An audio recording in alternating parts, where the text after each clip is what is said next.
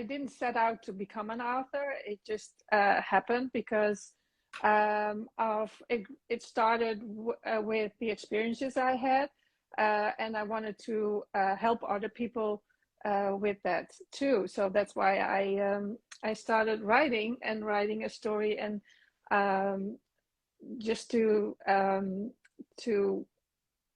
tell about my experiences and explain what it is in easy ways, so everyone can understand and help other people with it. So that's why I started writing a book.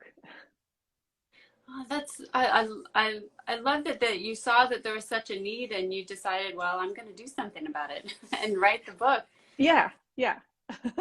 And you Yes. have a dyslexic son yourself, but not just that, you also started working as a parent advocate, and you've worked with so many other parents and families with dyslexic children. What were some of the struggles that you were seeing and that you went through yourself that you really wanted to address in the book? Well, in the book is a children's book. In the book, I weave into the fun story, because it is a fun story, because otherwise kids won't read it. Right. You need a fun story, but woven into it are all these typical struggles that a dyslexic child experiences, such as a very hard time with spelling. Spelling tests are just very, very difficult for dyslexic children. Problems with writing, with learning to read, in general, with organization and memorization. And also, in elementary school, kids are that are dyslexic are just having a really hard time, because you learn to read in elementary school, and certainly the first or third grade you learn to read, but then in third grade, we call it, in the dyslexia world, we call it the wall. It changes, and you change from learning to read to reading to learn. And that's where dyslexic kids hit a wall, because they haven't really mastered learning to read. And now they have to learn other things by reading, and that's not mastered yet. So that's the hard part. So those are mainly the struggles that dyslexic kids experience at school. And it can be really tough on the children, but also on the parents. As I know, I'm the parent of a dyslexic child, because if you don't know what is going on, what is it that makes your child struggle, you're puzzled. And you try to discuss that with the teacher, but the problem is that many teachers are not educated in their teacher training on how to spot dyslexia, how to see, how to recognize dyslexia, and also how to handle a child with dyslexia in the classroom. What is good for them, what's not good for them, what works and what doesn't work. So that's all kinds of things that I wanted to put into the book. So children recognize it, but also adults recognize it, and teachers recognize it, and say, "Oh, okay, that's what's going on, and now we can do something about it." You've also talked about having dyslexia. Of course, we tend to focus on the challenges of it, but that it also can be a gift and has a lot of wonderful things that go with it. Can you tell us some more about that? Yes. Well, I explain in the book also. I do it with a metaphor: apple and Android brain, Right. the left and right side. And I think sometimes you heard about left and right side brain. People like left, I call them Android brains. People like left side brain, they're thinking words, and they are very pragmatic, sequencing, and they like linear thinking. And then if you look at the right side, the apple brain, I call it, they're very much more visual. They're more creative, imagination, initiation, and they it's more of a holistic thinking way, while the Android more a fact of a matter way of thinking is. And let me get back to your question. What was it again? I was just about oh yeah, how the this gifts. gifts, Yeah. gifts, right? Yes, yes. So well known by now, and that has been developed. That narrative has been developed in the last couple of years very strongly. That dyslexics with the Apple brain are very creative and very innovative. A lot of entrepreneurs are dyslexic. A lot of engineers are dyslexic. And those are the skill sets that are very needed for the future workforce. And the organization Made by Dyslexia is a global organization that really pushes that narrative of dyslexic thinking, which is a positive thing, because if you're dyslexic, you're kind of ready for the future workplace, because all the facts and the linear thinking is taken over by computers. Not all of them, but a lot of them. And the innovative, the creative, the communicative skill sets are much more needed in the future. So in that way, it's a gift, because the dyslexics own the traits that are very welcome for the future workforce. Yeah. Yeah, I love that. I mean, can you say more about how this is a real shift in how we think about dyslexia, or just this idea of neurodiversity in general, that these are just, it's not that something wrong that we're trying to fix, but just something different that we're trying to understand, and maybe talk a little bit more about where you got the title of the book also. Yeah, well, everyone's different. Every brain's different. That's the theme of the book. Like, we all have different brains. We have Apple brains and Android brains. I'm making that distinction here in the book, but that we have got all kinds of brains. And that's actually fantastic, because we don't want to have everyone be the same, because that would be very boring and we wouldn't go and get any further. It's just a diversity that helps us move on and move beyond, and recognize things and create new things and evolve. And that's the narrative that's growing more and more. I think you can see that with all the diverse books as well, that the acceptance and the empathy for being different, and that not being a problem, but more of an advantage to be different, and to have a group of people working together in what kind of capacity also it is, to be diverse. So you'll have different viewpoints of everyone, instead of just one clique of people that are all the same, that have only one viewpoint, because that's how you solve things, and that's how you blossom a company or a nonprofit, or like the world. Yes, yeah. And I love the metaphor you've used with the Apple and Android brains. I love that, because I think it just automatically, people get that right away. If you talk about different kinds of brains, but then as soon as you hear that metaphor, people are like, oh yeah, okay, yes. I get that. Yes. Yeah, because we know that the Apple phone and the Android phone, they have different ways of working, and they're visually very different. They're tactically very different, and they're growing towards each other a lot more now. But it used to be very much like Apple is the creative. The creatives work with Apple, and the accountants work with Android. not that much anymore, but still everyone understands that distinction really well. So the software that works on both are not interchangeable.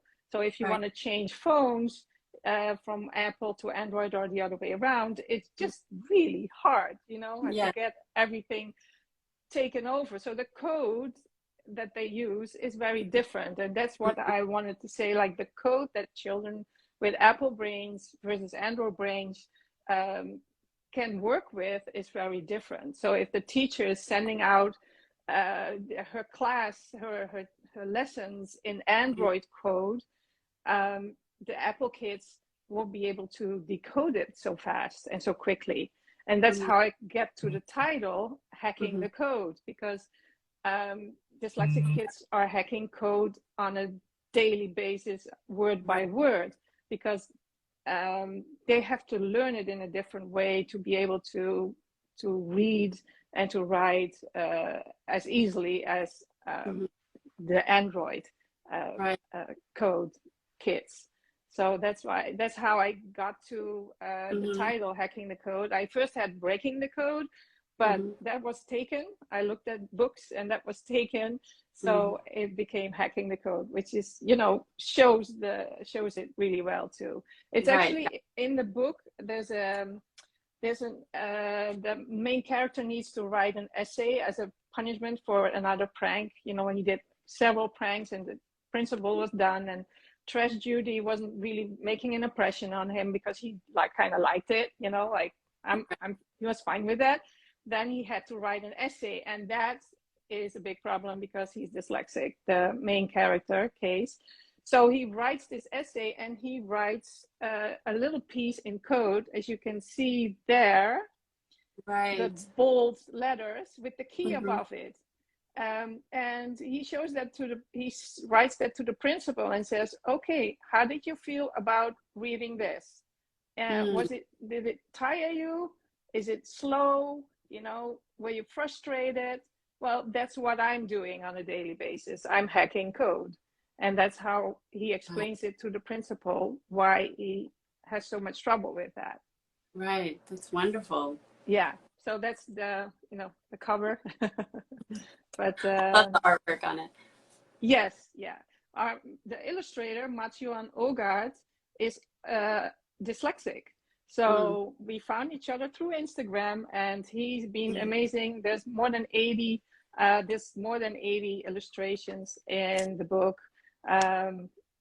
Almost every page has illustrations in it, and the cover is made by Mats too. So yeah.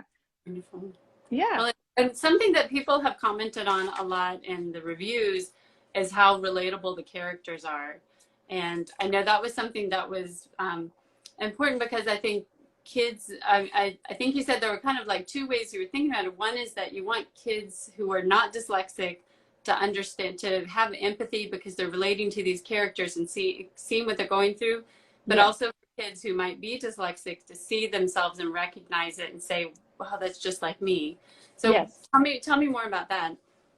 Yeah, well, I saw on the Made by Dyslexia website that 80% of dyslexic kids are going undiagnosed during the school year, during their school years. So there's a lot of terrain to gain. Teachers are 98% of the teachers are letting them know that they could use some dyslexia training, because in the teacher training there's not much attention for dyslexia, so they don't know how to recognize it, and they don't know how to deal with that. There's a lot of dyslexia information, and it's getting better and better. But not much for kids. And you know, if the kids struggle and they can't bring it into words why they struggle, they don't know why they struggle, the teacher's not recognizing it, how would the parents know? So so you don't go looking for that necessarily. And I wanted to write this book as a children's book, so kids recognize themselves in the story. And if they recognize themselves, they can show that to their teacher or to their parents and say, this is how I feel. This is what I experienced. That's me in the book. Right. And I got that, luckily I got that feedback also a lot in the reviews that actually happens, which is really wonderful. and people that are reading the book 3 times, 4 times, because every time they recognize something else, a little tidbit here and a tidbit there that's really recognizable for them as dyslexics. Like, oh yeah, I have that too, you know, like, and for the kids that are not dyslexic, it's, for one, it's a fun book to read, I think, but I think a lot of people say that, so that's nice to hear too.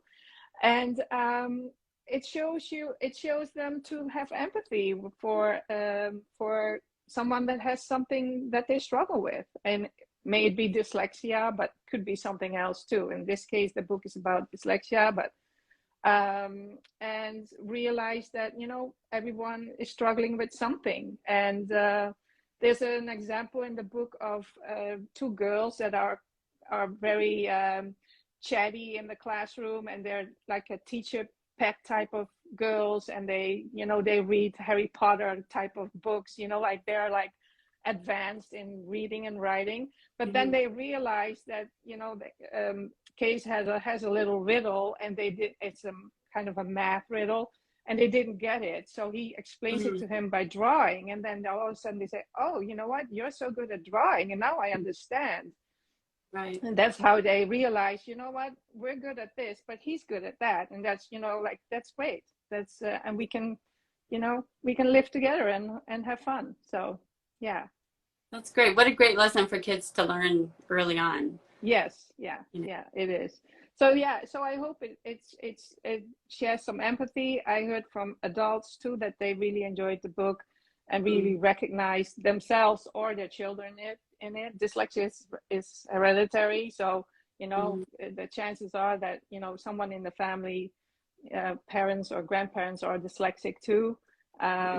So that I hear that too, that adults really enjoy it too, and teachers as well. So yeah, and we have for the teachers, we have a lesson plan, an activity guide that they can download for free on our website, and to use with Hacking the Code. So it's full of little activities and exercises that they can just copy paste and do with the kids in concurrence with reading the book.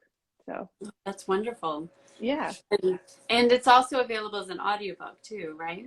Yes. I specifically wanted to do that. It took a little bit longer to get that organized, but the audiobook version is now available too, because, you know, it's kind of a, you know, it's a book about a dyslexic kid, and you want the kid to read it, but dyslexics don't want to read that much because it's so hard for them.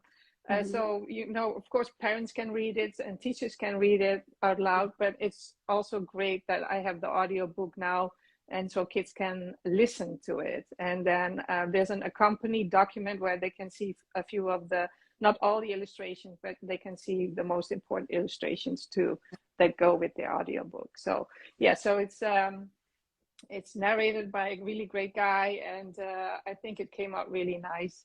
And I hope, a lot of children will enjoy listening to the book. Yeah, and like you said, it makes it even more accessible to the kids. Yes. Yeah. So what are you working on now? Do you think that do you think you'll ever do a sequel, or do you have something else in mind? I'm thinking about it. Yes. Well, I could go before that, because this is like 5th grade. Case is in 5th grade in this book, so I could do like an earlier grade, you know, like more like a picture book type of thing. Right. Or I could do like a middle school book, or I'm thinking maybe a graphic novel, because, you know, that's something that kids really like. Right. But it's all ideas. Yeah. Oh, that's exciting. Well, we can look forward to hearing that. And if anybody's interested, you really need to go check it out. Hacking.the.code is that, or you can just find that on at the bottom. If you joined us late, this will be up on Instagram in a few minutes and on YouTube later today. Thank you so much for joining us. This is such an important book, and so I'm glad we get to kind of spotlight it a little bit. Yes. Well, thank you so much for interviewing me about it. I'm really flattered. So thank you so much. Well, thank you. And thanks everybody who joined us.